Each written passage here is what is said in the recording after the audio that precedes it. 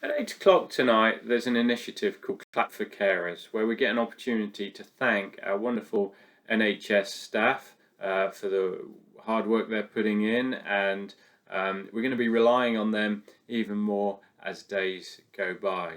So a big thank you to them. But an interesting time right now that we realise how many key staff, key workers there are, everyone from shelf stackers to dustbin men. Suddenly we realise how vital their role is to our society, and many things in between. Now, in our church, I know there's some people who are working very hard. I think it's interesting that it's a very quiet time for some people in some jobs or those not in work. Um, but then also for some, it's a really busy time. Maybe your workload has ramped up. Maybe you're doing vital work at the moment. Maybe you're working from home and having to juggle that with childcare, or maybe you're fighting with home Wi-Fi and that kind of thing. But I just want to encourage you to be the best employee that you can be. And at this time where there's so much emotion flying around and fear and so on, that it's really important that we can be the most positive people that we're able to be in our workplace, that we can be the cheerleaders and the encouragers of others in our workplace who are doing a great job. And I think it's also time to say a big thank you to our teachers.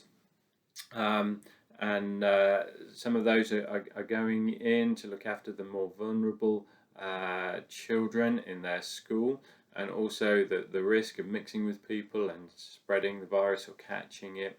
And also there's lots of other important key workers in industry and so on, keeping things moving, keeping the economy turning. So thank you guys. Thank you also to the 500,000 volunteers who have offered to help out with the NHS and volunteer with that. And I know some from the Well Church are included in that number. So thank you guys, that's brilliant. We all have a part to play. Even if we are stuck at home, not working at the moment, we have an important part to play. We can be phoning people in our, maybe from our work or from the church, some of those more vulnerable or lonely people. We can be phoning them. We can be writing letters or notes to thank people, or those can go through doors in our street just to connect and so on. There's plenty that we can be playing our part in all this. But I want us to remember that when this is all over, we will still be living in the same street. We will still have the same neighbours. And actually, what we invest in those people will be really important, because that will last and affect how we get on with those folks in the future. It's a real opportunity right now to build with them. So just be thinking about building with your neighbours. Maybe you don't know them very well, and it's a time where we can put a note through the door or set up a WhatsApp group, those kind of things.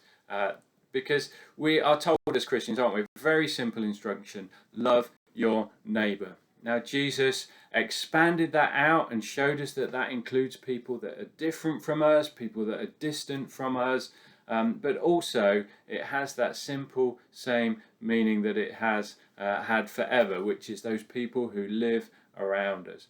So folks, let's be taking this opportunity to be loving our neighbours, and remembering that when this is all over, those are the people who will be still living next door to us, and we have a great opportunity ongoing to show them the love of Jesus and introduce them to our wonderful Saviour Jesus, who is the one who is alongside us through all of this. And folks, be encouraged by that.